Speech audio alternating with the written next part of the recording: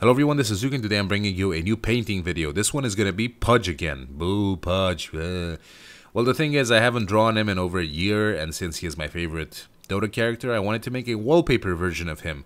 Because this whole wallpaper thing seems to be going pretty well with the viewers. They seem to dig that stuff. So there is a link to the wallpaper in the description. It is 2560 by 1440. Bit larger now, so it should fit pretty much every monitor.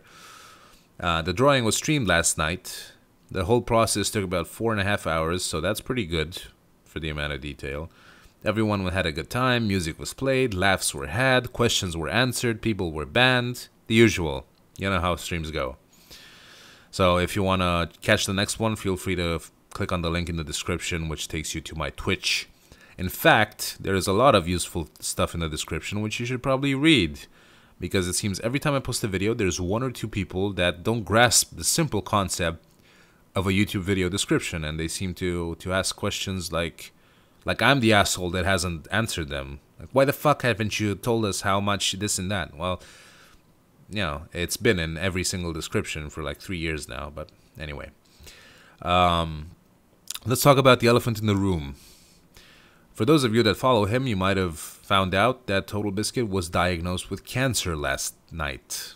Last night in Europe, yesterday midday in America. So you know, it's a sad situation. It's a shame when someone that's young gets something like that. Cancer is in every one of us, and it takes a special set of factors to enable that disease. And he was unlucky enough to have those factors, and now he has to undergo chemo and operation, full frontal operation that is cutting him up.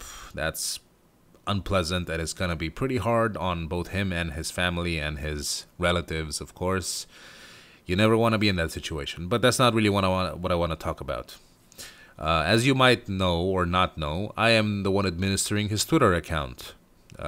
He is not directly allowed to post on Twitter because he's addicted to it and it fucks with his workflow, and so he has disallowed himself the access to Twitter.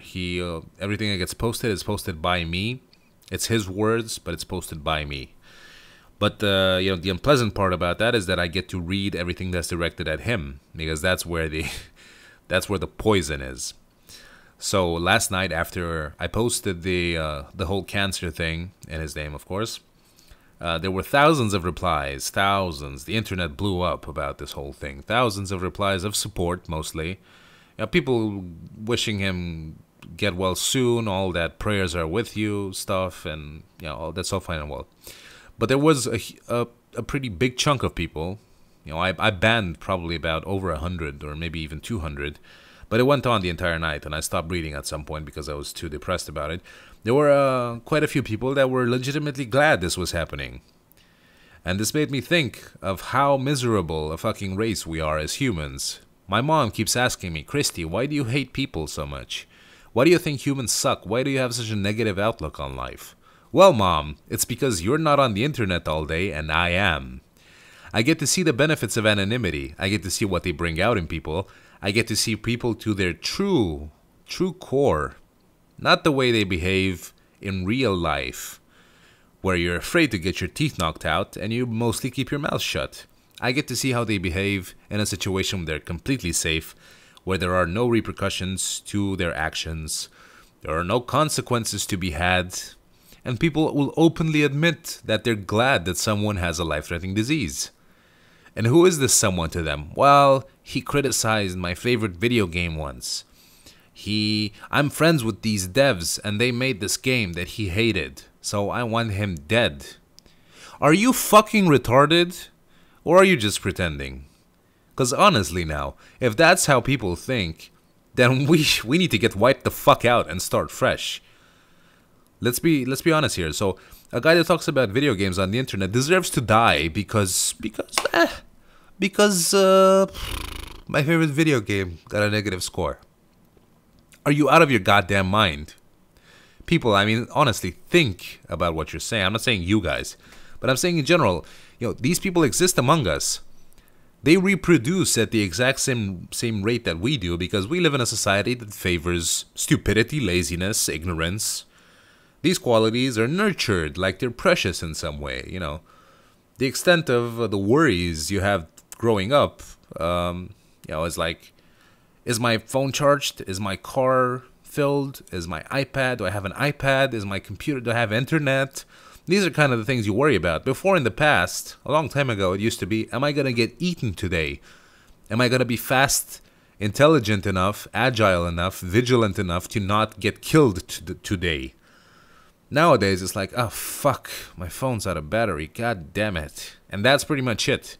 So these people, the morons in our society, the people that don't get wiped out by natural selection, they grow up and they get internet and they get to post on the internet and they get to talk to people.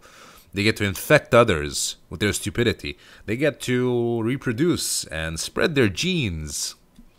More often than not, in a larger and a more aggressive way than the ones that should spread their genes. You know, people with sensitivity, intelligence, qualities which should be nurtured but are not.